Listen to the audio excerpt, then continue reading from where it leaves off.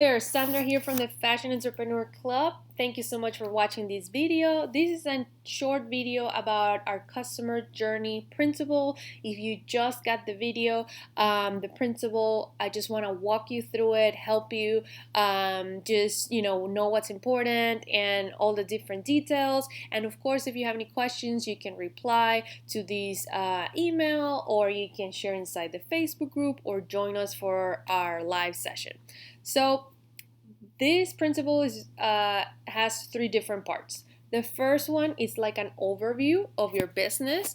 This is just gonna be like overall, what's that journey that your customers take once they meet you inside your business, inside your world. So the first part is, where does your potential customer discover you? So think about those places where you hang out, think about the activities that you do, right?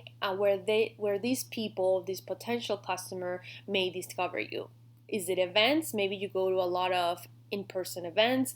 Is it online events? Is it a social media platform? If so, which one? Is it doing webinars with someone, so it's a joint venture? Think about the different places where you're hanging out, and you can fill it out in there. You have four little boxes. You don't have to use the four of them. You can use less, or you can add more if you need to.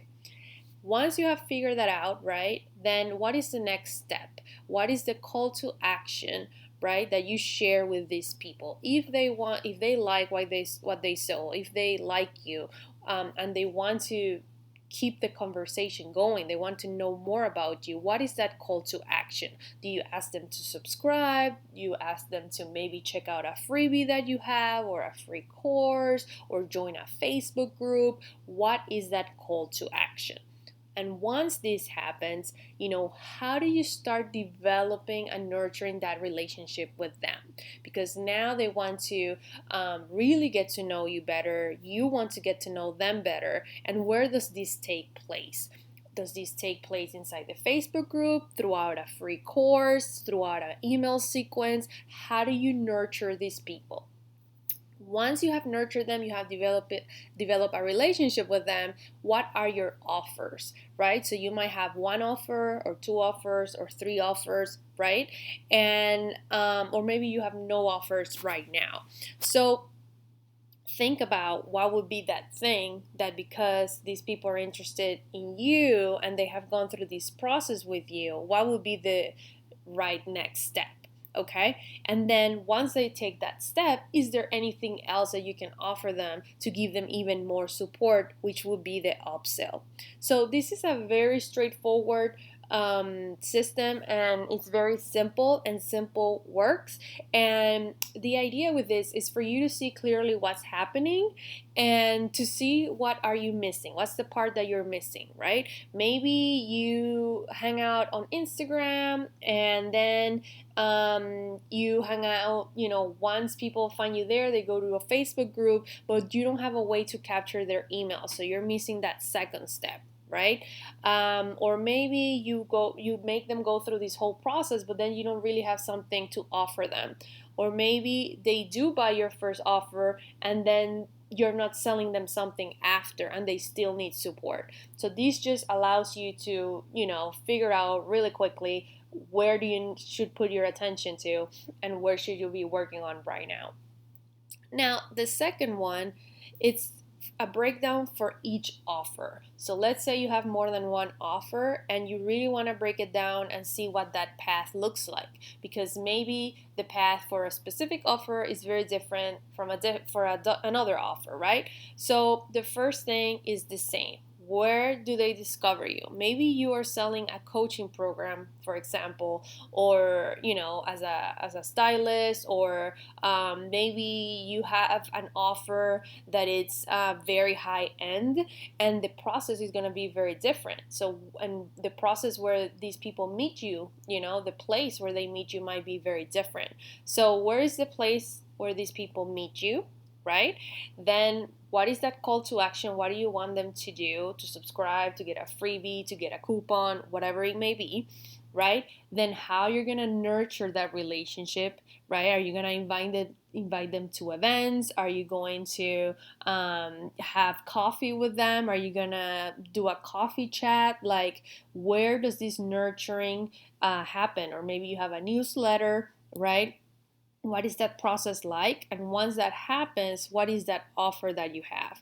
And if you do have an offer, what is that upsell or the next step they could take after they take advantage of that offer?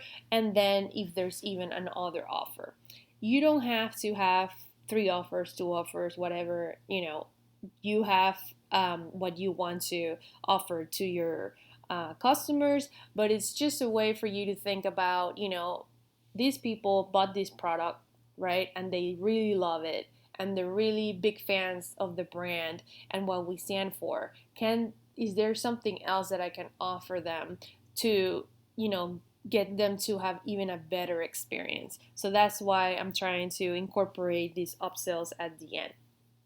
And I would say that the most important thing is the first part, right? Figuring out where they find you, what is the call to action, how do you nurture that relationship, and having that first offer. Once you have figured that out, right, you can start generating income in a consistent basis and leverage that. And then you can focus on the different upsells, right? So you can use this principle over and over again. If you have different offers, you can print them out and just break down each process. And then the last one is the dealing with objections, because something that people forget, and I'm guilty of this, is that maybe someone didn't buy from you. Maybe they were not ready at that moment. Maybe the product wasn't right for them, or the service wasn't right for them. So what do you do with those people who still like you, who still would like to work with you, but maybe that wasn't the right fit? So the same, write down the process, right? If you've noticed that maybe the conversion rate of something is not very good, what can you do with those people, right? So break it down. Where do they find you? What is the call to action? How do you nurture them? What is that offer? And if they say yes, what is the path for those people? And if they say no, what does that path look like? Sometimes they just need a little bit more information, and then you can give them that offer again.